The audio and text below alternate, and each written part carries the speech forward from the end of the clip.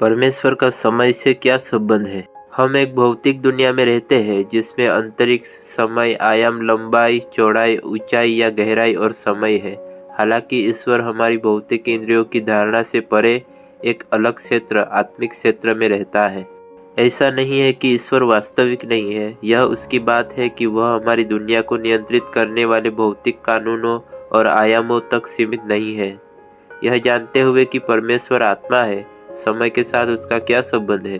भजन संहिता 90:4 में बाइबल बताती है, क्योंकि 1000 वर्ष तेरी दृष्टि में ऐसे है जैसा कल का दिन जो बीत गया, या जैसे रात का एक पहर। ईश्वर की अनंतता की तुलना मनुष्य की अस्थायीता से की जाती है। हमारा जीवन छोटा और कमजोर है, लेकिन समय बीतने के साथ परमेश्वर कमजोर या असफल नहीं होते हैं। दूसरा पत्रस 3:8 में बाइबल बताती है, हे प्रियो, यह बात तुमसे छिपी न रहे कि प्रभु के यहाँ एक दिन 1000 वर्ष के बराबर है और 1000 वर्ष एक दिन के बराबर है। दूसरा पत्रस 3:8 में पत्रस ने अपने पाठकों को सावधान किया कि वे इस महत्वपूर्ण तथ्य को अपने ध्यान से ओझल न होने दे कि समय के बारे में परमेश्वर का दृष्टिकोण मानव जाति से बहुत अलग है। प्रभु हमारी तरह समय की गिनती नहीं करते, वह समय के दायरे से ऊपर और बाहर है। ईश्वर अनंत काल के अतीत और अनंत काल के भविष्य को देखता है। पृथ्वी पर जो समय बीतता है उसका ईश्वर के कालातीत दृष्टिकोण से कोई महत्व नहीं है। एक सेकंड एक कल्प से अलग नहीं है। अनंत ईश्वर के लिए 1 अरब वर्ष सेकंड के समान बीत जाते हैं। हम अपने सीमित दिमाग में एक अनंत ईश्वर को अपने समय के अनुसार सीमित करने का प्रयास करते हैं। जो लोग यह मांग करते हैं कि ईश्वर उनकी समय सीमा के अनुसार काम करे, वे इस तथ्य को नजरअंदाज कर देते हैं कि वह उच्चतम और सर्वोच्च है, जो सर्वदा जीवित है। यशायाह 57:15 में बाइबल बताती है, क्योंकि जो महान और उत्तम और सदैव स्थिर रहता और जिसका नाम पवित्र है, वह यूँ कहता है, मैं ऊंचे पर और पवित्र स्थान में निवास करता हूँ और उसके संग भी रहता हूँ जो खेदित और नम्र है, कि नम्र लोगों के हृदय और खेदित लोगों के मन को हर्षित करो। परमेश्वर का यह वर्णन मनुष्य की स्थिति से बहुत दूर है। हमारी आयु 70 वर्ष या यदि शक्ति हो तो 80 वर्ष होती है, तो भी उनका विस्तार विपत्ति और शौक ही है, क्योंकि वे शीघ्र बीत जाते हैं और हम उड़ जाते हैं। फिर अपने सीमित दिमाग के कारण हम ईश्वर के कालातीत अस्तित्व की अवधारणा को केवल आंशिक रूप से ही समझ सकते हैं, और ऐसा करने में हम उसका वर्णन ऐसे ईश्वर के रूप में करते हैं जिसका कोई आरंभ या अंत नहीं, अनादि, अनंत, अनंत आदि। भजन संहिता 92 में बाइबल बताती है, इससे पहले कि पहाड़ उत्पन्न हुए या तूने पृथ्वी और जगत की रचना की, वरन अनादिकाल से अनंत काल तक तू ही परमेश्वर है। और भजन संहिता 93:2 कहता है, हे यहोवा, तेरी राजगद्दी अनादिकाल से स्थिर है, तू सर्वदा से है।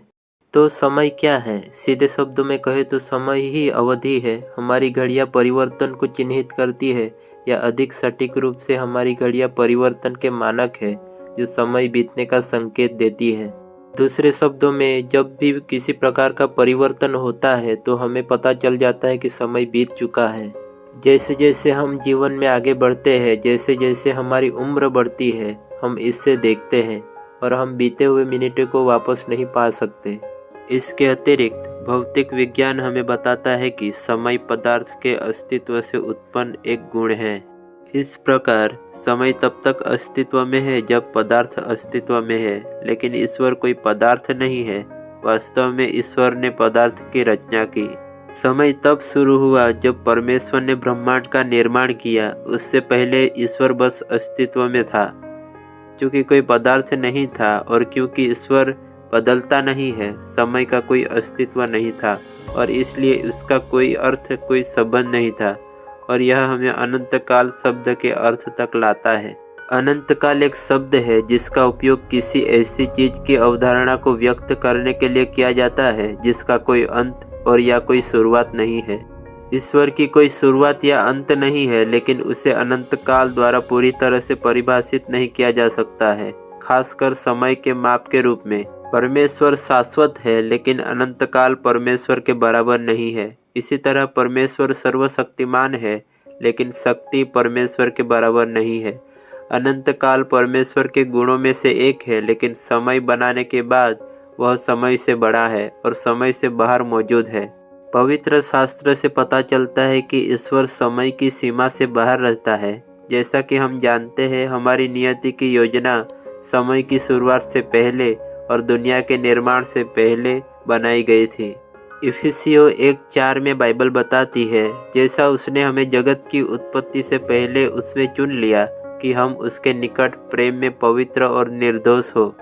विश्वास से हम समझते हैं कि ब्रह्मांड की रचना परमेश्वर की आज्ञा से हुई है, ताकि जो कुछ देखा जा सकता है वह दृश्य से न बना हो। दूसरे शब्दों में, जिस भौतिक ब्रह्मांड को हम देखते हैं, सुनते हैं, महसूस करते हैं और अनुभव करते हैं, वह मौजूदा पदार्थ से नहीं बल्कि हमारे द्वारा देखे जा सकने वाले भौतिक आयामों से स्वतंत्र स्रोत से बनाया गया था। ब्रह्मांड को ईश्वर ने अपने उद्देश्यों को पूरा करने के लिए बनाया है। समय की रचना सहित अपनी सर्जन के काम को पूरा होने पर परमेश्वर ने क्या निष्कर्ष निकाला? परमेश्वर ने जो कुछ उसे बनाया था उसे देखा और वह बहुत अच्छा था, जैसा उत्पत्ति 1:31 में लिखा है। वास्तव में परमेश्वर कालातीतता के क्षेत्र में आत्मा है, न कि समय के क्षेत्र में देह है।